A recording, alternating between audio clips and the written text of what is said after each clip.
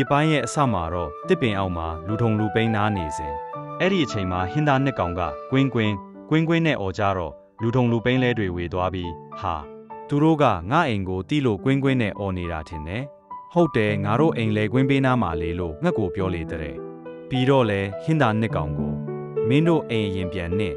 ငါညနေမှလိုက်လာမယ်လို့မိမတွက်ပါအမှားပါလိုက်ပြီးဟင်းသားနှစ်ကောင်ကိုလွတ်ပေးလိုက်တဲ့ဒီတော့မြေးနှစ်ယောက်ကဒီနေရာမှာရေလုံးလို့အိတ်မပြောနိုင်တော့ဘူး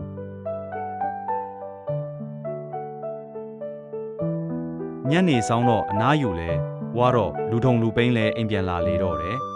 အိမ်ရောက်ချင်းမိမကဘာတွေလုပ်နေလို့နောက်ကျတာလဲလို့စုပူပြီးရေချိုးခိုင်းပြီးတော့ထမင်းဝိုင်းပြင်ထားပေးလေတော့တယ်လူပိန်းလဲရေမိုးချိုးပြီးထမင်းစားဖို့ထမင်းဝိုင်းနဲ့ထိုင်ချိန်ဟင်းတွေကြည့်ပြီးဟင်းသားနှစ်ကောင်ဘာလုပ်လိုက်လဲမချက်ရသေးဘူးလားလို့မေးလိုက်တဲ့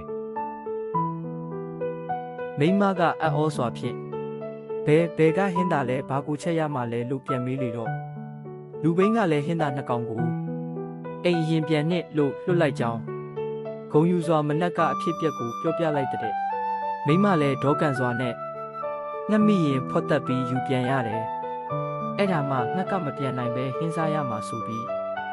မိမတဘာဝစူပူပြောဆိုတော့တာပေါ့ဒီလိုနဲ့နောက်တနေ့မနေ့ရောက်တော့လူပိန်းလဲမနေ့ကအတိုင်းငှက်ရရင်ဖုတ်ပြီးယူလာမယ်ဆိုပြီးလမ်းတစ်လျှောက်စဉ်းစားလာလေတဲ့ဖြစ်ချင်တော့ဒီနေ့ကျငါဖမ်းပိုက်မှာဘာကောင်မှမမိနေပြန်ဘူးလူပိန်းလဲဝမ်းနေစွာထိုင်နေရင်အပင်ချေရင်းသားမှာအလေးကျပေါက်တဲ့တစ်တုံးမှုလေးမြင်မိတာတဲ့မထူးဘူးဆိုပြီးလူပိန်းလဲအဲကမှုတွေကိုခူးမဲ့ပြင်းမိမစုပူခဲ့တာတွေးမိပြီးမိုးရီစဖွတ်တော့တာပဲမိုးရီဖွတ်ပြီးလုံကြီးထဲခါတောင်ကြိုက်လျက်မိုးရတဲ့မျက်နှာနဲ့ပြုံးရှင်စွာပြန်လာခဲ့တယ်